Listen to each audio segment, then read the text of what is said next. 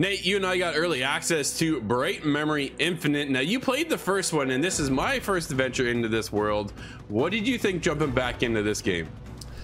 Well, man, my experience with the first one actually came after playing Bright Memory Infinite and reviewing it with Scott on Steam.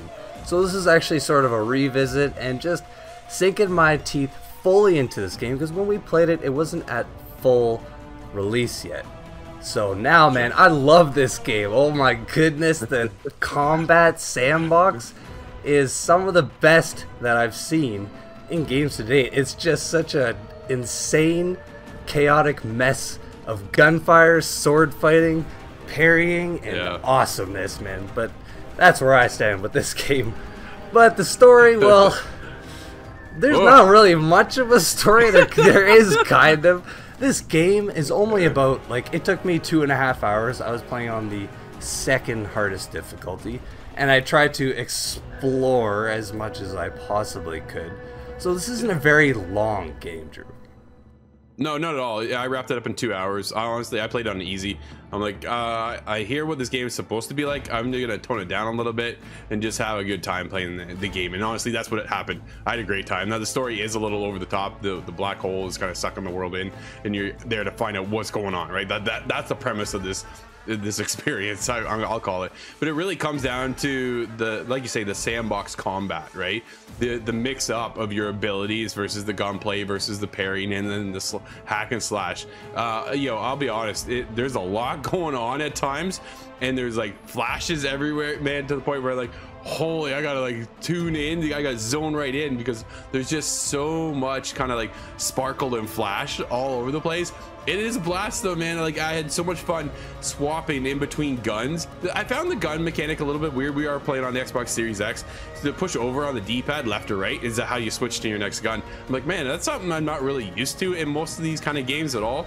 To switch from one weapon to the next, I was kind of honestly, I was hitting the Y button looking to switch, and that's not the case here at all. But the ability to switch between your sword fighting into an ability and then fire at your enemies with the guns all at the same time is just like, man, it is happy chaos, I'll call it. Yeah, man. And what's awesome is there's actually an upgrading system in this. You can unlock some new abilities like a ground pound or just a charging fist move that you can just obliterate your enemies. They, like, all these little things just keep you pushing on through this awesome game. Now, there aren't a ton of enemy varieties. You know, you'll see a lot of the same type of enemies. You'll see soldier guy with an assault rifle or a shotgun or a sniper rifle. But honestly, I find just they paced it well enough where I didn't feel like it was overly repetitive. You're tossed in these kind of mini boss fights, we'll call them, and then actual boss fights, and all of those are done fantastically. No, it's very cool to have this over-the-top experience. It is, like say, 2 hours is pretty quick, right? So you're not in there for a very long time. There's the ability, if you want to go back and kind of play it again at a higher difficulty, if that's something you're into.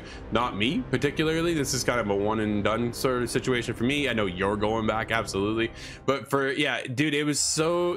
My biggest problem is it's a sandbox in the fighting mechanic, but it is not a sandbox in the world. It is, here's point A, and then if you look 30 feet in front of you, that's point B, and that's where you're going, and that is it. It was like almost like a straight line of points. Yeah, sometimes I'm taking a little corner to the left to the right, and then I'm going around, but it is a very linear path, right?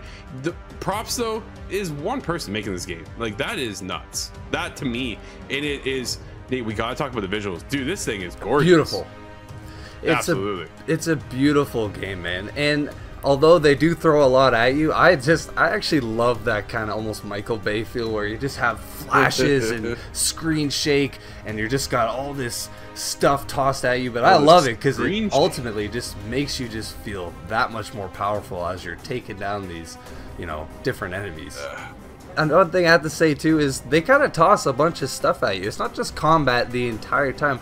There's like a stealth mission, there's a driving mission. Stealth was not good. The stealth wasn't great, but it's just the fact that he just kind of, you know, he threw these in there just to sort of break up the combat a little bit, and it, you know, it was done well enough where I was like, all right, I'm down to just stealth out these soldiers, and it was. You know, it was one mission, and that was the only time you did this stealth thing. I was like, that's such an add-on experience for me, and I'm a big stealth player. This is a horrible stealth mission. There's no props here for this stealth mission. Take it out of the game, and you'd have a much better experience.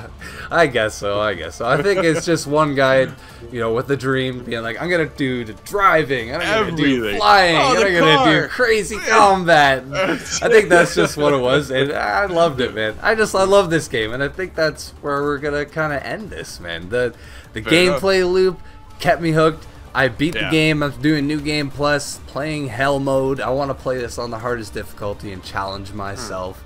And I don't know, man. I hope that FYQD Studio, I hope this guy keeps going on, because from comparing this to the first one, wow, what a huge improvement. So for me, man, I'm gonna have to give it an 8.5. Honestly, for the cheap, low price, and everything I've already just mentioned, 8.5 for me, man. What about you?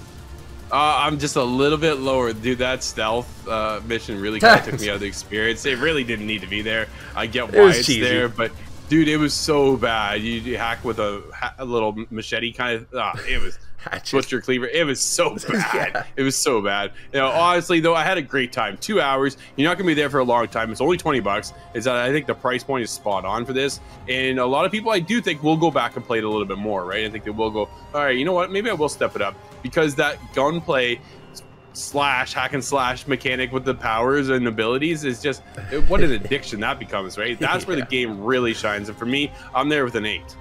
Awesome.